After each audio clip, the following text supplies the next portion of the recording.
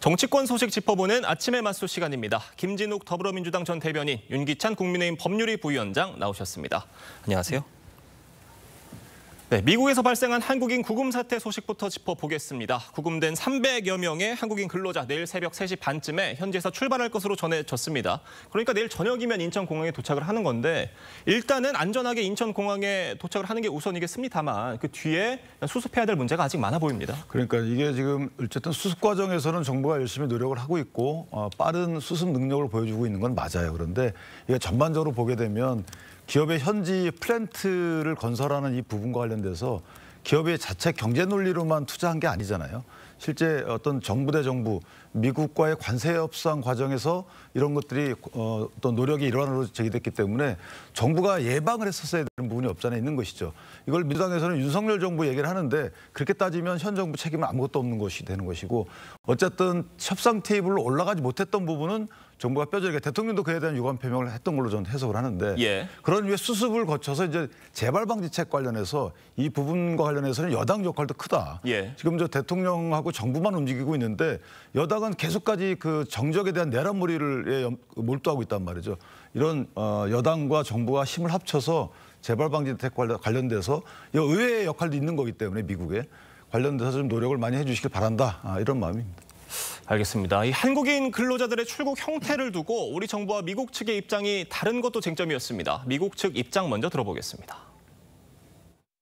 So many of those individuals that were detained through that operation in Georgia, we are following the law. They are going to be deported. A few of those had criminal activity beyond just being here past final removal orders, and they will face the consequences for that. 자, 추방이라는 표현을 써서 논란이었습니다. 결국 그러니까 추방이라는 게 뭔가를 잘못해서 강제로 쫓겨난다는 거잖아요. 그렇게 될 가능성도 있는 겁니까 지금? 지금 어제 그 김용범 정책실장의 말씀을 빌어보면 우리 한국인들이 지금 한 300여 명이 좀 넘는 분들이 지금 구금되어 있는데 이분들이 모두가 개별적으로 한 분 한 분의 비자 상황이 좀 다 다른 측면이 있다. 그런 측면에서 봤을 때 우리는 자진 출국이라는 형식을 통해서 다시 이분들이 미국에 재입국할 때 불이익을 당하지 않도록 최선의 노력을 다 하겠다라는 게 지금 이제 정부의 입장인 것이고요.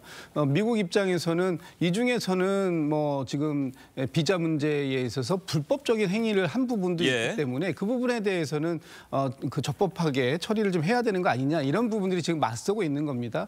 아마 오늘 조현 외교부 장관이 미국의 국무장관을 만나서 이 문제를 이제 마지막으로 이제 매듭을 짓게 될 텐데 우리 입장에서는 모든 분들이 어떤 불이익을 당하지 않고 다시 한국으로 뭐 원만하게 그 복귀할 수 있도록 그렇게 지금 최선의 노력을 다하고 있는 것은 뭐 필요하다고 보여지고요.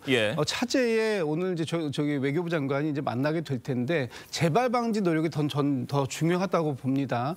지금 오늘 그 언론을 통해서 나온 내용들을 보면 그 트럼프 대통령이 제일 신뢰하고 보고 있다라고 하는 미국의 팍스뉴스라는 곳이 있지 않습니까? 거기에서도 이번에 미국 행정부의 이런 조치가 이 한미 관계를 뒤흔드는 아주 이례적이다라는 그런 비판적인 보도를 내놨습니다. 지금 미국이 제조업의 부활을 통해서 해외 유치를 통해서 제조업의 부활을 갖겠다라는 것이 지금 기치인데 이런 방식이라면은 전 세계에 투자하기 굉장히 어려운 나라라는 이미지를 전달할 것이다. 이런 메시지였던 것이죠. 그렇기 때문에 앞으로 지금 우리 그 근로자들, 노동자들이 미국에 가서 이런 핵심적인 기술을 가지고 뭔가 그 제조업을 하게 될 때 기업 활동을 하게 되는데 불이익이 없도록 그런 그 비자 문제를 개선하는 것 이것이 지금 필요한 부분이고 대통령실에서도 워킹 그룹을 가동해서라도 이 문제를 반드시 이번에 해결을 하겠다라는 그런 의지를 보이고 있는 만큼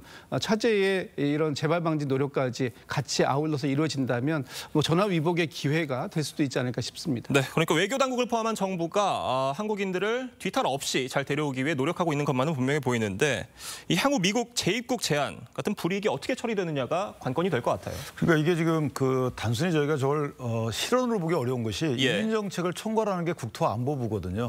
거기에 수장인 장관이 저런 단어를 썼다는 것은 왜 저 의도적으로 쓴 건지 아니면 실언인지에 대해서 저희가 그 정보나 의중을 파악해야 되는데 그 파악할 수단이 지금 적어요. 이거요. 그러니까 일회성으로 장관이 가서 누굴 만나가지고 듣고 오는 걸로 해결될 것이 아니고 예. 실제 미국 대사가 상시 그 안에 있는 의중을 파악하는 활동을 해야 되는데 아직 아그레망이 안 나오고 있잖아요. 예. 그러니까 그 15일, 20일 지났는데도 이게 아직까지 대사에 대해서 미국에서 아그레망을 주지 않고 있단 말이죠. 이런 전반적인 문제들이 있기 때문에 지금 아까 거듭 말씀드리지만 정부도 노력해야 되지만 여당도 의원 외교라는 게 있잖아요. 예. 그러니까 전방위적으로 그거 나서야 되는 것인데 너무 국내 정치에 몰두해 있는 것이 아닌가라는 아쉬움이 굉장히 큽니다.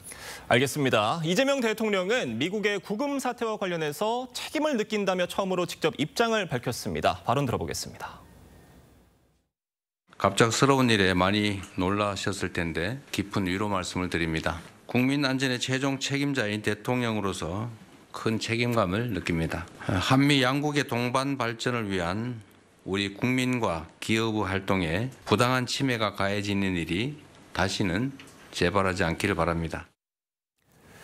이재명 대통령이 최근 외교 현안에 대해서 한 발 떨어져 있는 듯한 모습을 보이기도 했었는데 이번 사안에 대해서는 직접 입장을 밝혔습니다. 이 시점에 어떻게 보십니까? 뭐 당연한 거라고 봅니다. 한국인, 우리 내국인들 300명이, 국민 300명 이상이 예. 강제 구금을 당한 이 사태에서 대통령이 아무 말씀도 안 하고 있다 그러면 뭐 또 아무 존재감도 안 보인다 이렇게 또 비판이 있을 텐데요. 지금 대통령께서는 이 부분에 대해서 문제가 터지는 그 순간부터 예. 아무런 한국인들에 대해서 불이익이 없도록 최선의 노력을 다하라는 관계부처에 대한 지시가 분명히 있었고요. 그 부분에 따라서 그 대책회의가 진행되었고 또 그게 외교부 장관까지 미국으로 간 상황 아닙니까? 이런 상황들 속에서 중요한 것은 지금 구금되어 계신 분들이 하루속히 신속하게 아무 불이익 없이 국내로 귀국할 수 있는 것이 첫 번째고 두 번째는 좀 전에도 말씀드렸습니다만 이 차제에 지금 우리 기업들이 정상적인 그 활동을 할 수 있는 그런 비자 문제를 해결하는 것이 가장 중요하다. 예. 사실 지금 우리 한국에 배정되어 있는 비자 쿼터 문제라든지 아니면 지금 비자가 굉장히 발급이 까다롭고 어려운 상황 속에 있는 것이고요. 또 내국인들 중에서 전문 인력을 대상으로 하는 어떤 뭐 이포 비자라든가 이런 부분들에 대해서는 지금 미국에서 법안을 좀 통과시켜줘야 되는 부분이 있는데 이 부분도 지금 한 10여 년째 제자리 걸음을 하고 있다. 이런 부분들에 대해서 신속하게 좀 강력하게 우리의 입장을 좀 전달해야 되고요. 지금 우리가 미국이 요구해서 굉장히 많은 투자를 미국 현지에다가 지금 하게 되어 있습니다. 예. 그런데 그 투자에 동반되는 것이 전문 인력들이 함께 가져야 되는 거예요. 지금 미국 현지에서는 숙련된 전문 인력들을 구하기가 굉장히 어렵기 때문에 초기에 특히 어떤 기업이 공장을 세팅한다든지 기업의 활동들을 담보하기 위해서는 우리 내국인의 어떤 전문 인력들이 반드시 필요한데 이 부분을 어떤 방식으로 해결할 것이냐.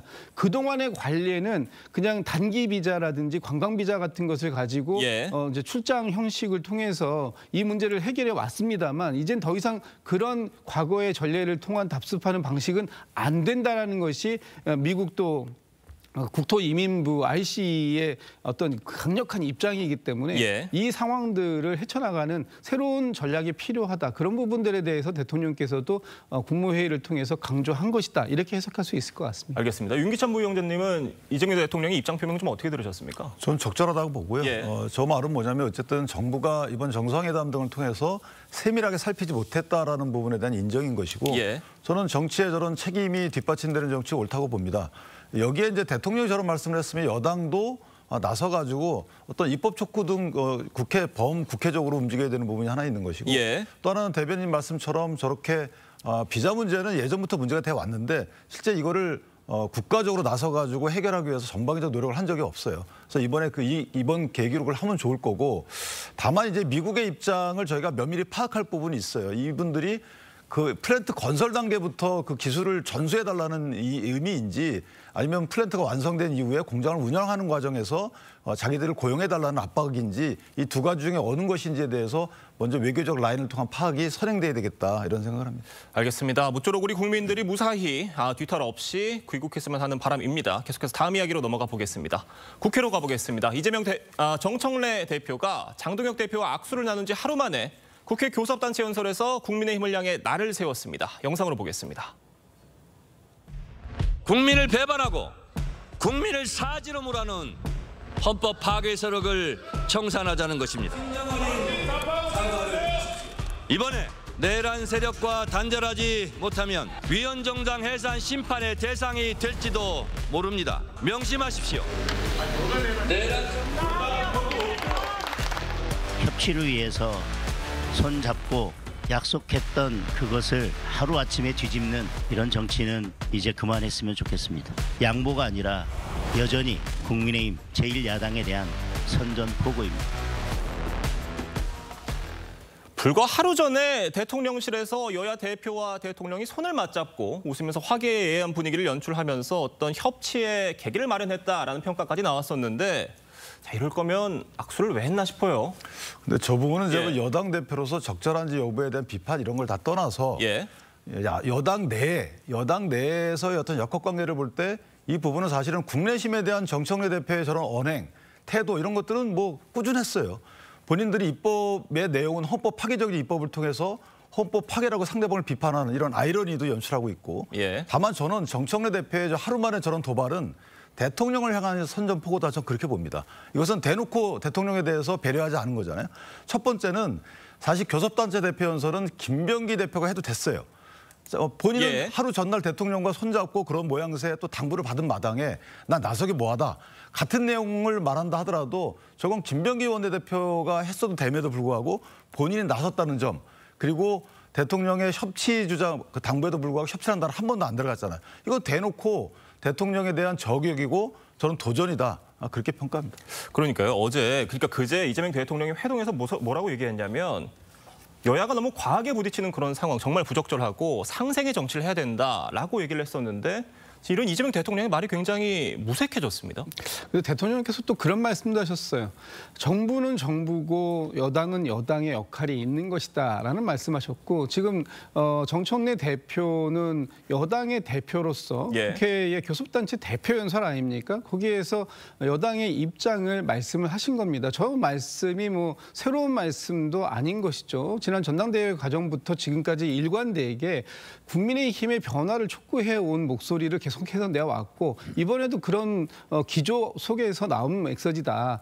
지금 좀 전에 김병기 원내대표가 해도 되는 거 아니냐. 뭐 순서적으로 보면 김병기 원내대표의 순서가 해도 되는 부분 맞습니다. 그런데 이번에 이제 그 정청래 대표가 새로 뽑히고 나서 첫 번째 맞는 정기 국회고요. 또 저희 여당으로 돼서 처음 맞는 또 국회입니다. 그런 만큼 여당의 대표 입장에서 국민께 드려야 할 말씀이 있다라고 판단을 당해서 했기 때문에 정청래 대표가 이번에 교섭단체 대표 연설을 하게 된 것이다. 뭐 바로 전날 대통령과 그런 협치의 자리를 만들어 놓고 바로 다음 날 이 협치를 깼다? 저는 그렇게 보지 않습니다.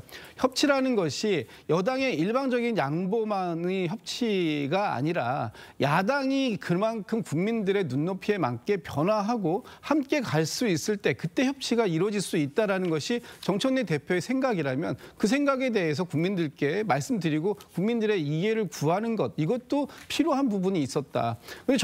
정청래 대표의 발언에 대해서 지금 뭐라고 말씀을 주시는데 장동혁 대표는 정청래 대표가 발언 시작한 지 15분 만에 자리를 이석했습니다. 상대에 대한 예의가 아닌 것이죠. 아무리 상대가 듣기 거북한 얘기를 한다고 해서 대표가 자리를 이석하고 바로 나가서 기자간담회를 통해서 상대 대표의 연설이 끝나지도 않았는데 상대 대표를 비판하는 그런 모습 그것도 협치는 아닐 것입니다. 그렇기 때문에 오늘 그 장동혁 대표의 교섭단체 대표 연설이 있지 않습니까? 여기에 대해서 정청래 대표는 장동혁 대표의 말도 경청 다 해주라라고 우리 당 의원들께 부탁의 말씀까지 드릴 정도였었습니다. 또 들을 것은 듣고 할 얘기는 하고 그 가운데에서 서로의 공통점을 찾아내는 것 이것이 아마 장동혁 대표가 얘기한 그런 그 협력체 아니겠습니까? 그럼 그런 부분들도 있다 이렇게 말씀드리고 싶습니다.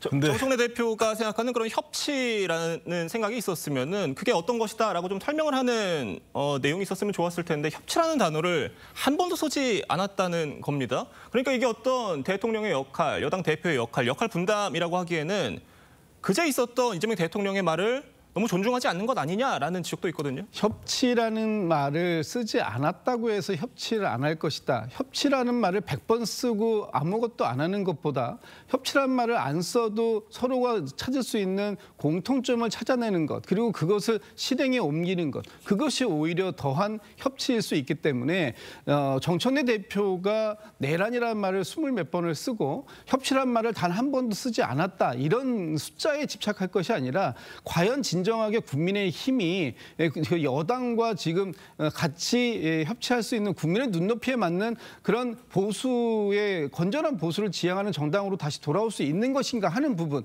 그리고 그것을 돌아오라고 촉구하는 정청래 대표에게 비난만 할 것은 아니다, 이런 말씀을 드리고 싶어요. 네.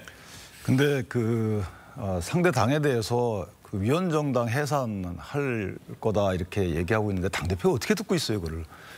그런 취지의 말을 하는 것 자체가 큰 신뢰인 것이지, 듣다 못해 나가는 사람에 대해서 이거는 자세가 아니다라고 비판하는 것은 저는 좀 본말이 전도됐다라고 보고 있는 것이고, 그다음에 이 정당 경쟁하는 상대 정당에 대해서 규정해놓고 당신들은 내란 세력이야 규정해놓고 그다음에 국민 눈높이에 맞춰봐.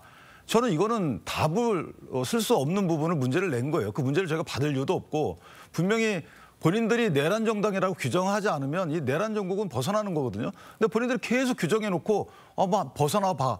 이런 정치 프레임 공작이 어디가 있습니까? 이 부분은 저는 정당에 대한 정치 공세에 그걸 넘어서서 그 국민의힘을 지지하는 국민에 대한 예의가 아니다, 이렇게 평가.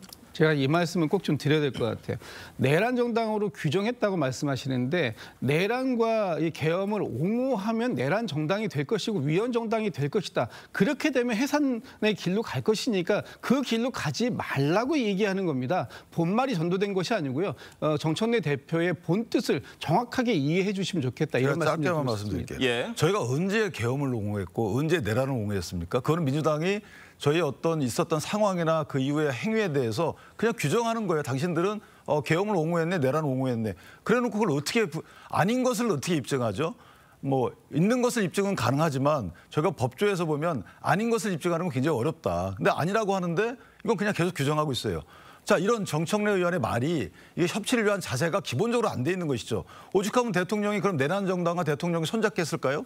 저는 대통령이 그런 3자 회담 내지 단독 회담을 가졌다는 거는 대통령께서도 내란 정당이 아니라고 인식을 했기 때문에 그런 자리를 마련한 거 아니겠어요?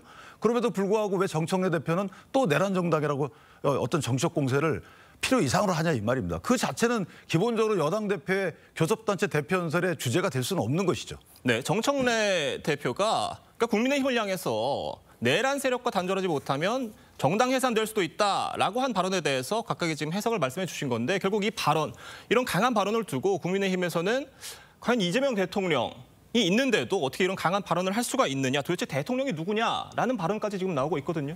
대통령은 강성 지지층인 것이죠. 예. 정청래 대표의 경우에는 전 대통령의 뜻과 무관하게 또는 뜻을 본인 스스로 그냥 주관적으로 추측해서 강성 지지층의 어떤 좌표대로 움직인다고 보여지고, 이 말은 뭐냐면 정청래 대표의 개인적인 정치 행로야 그럴 수 있어요. 그렇게 가셔도 됩니다. 근데 여당 대표, 여당호를 끌고 있으면 사실은 국익에 부합하게, 국민 전체 이익에 부합하게 고민하고 그에 따라서 행동하는, 또는 약간 시정하는 이런 모습을 보여줬는데 일관성이 있어요.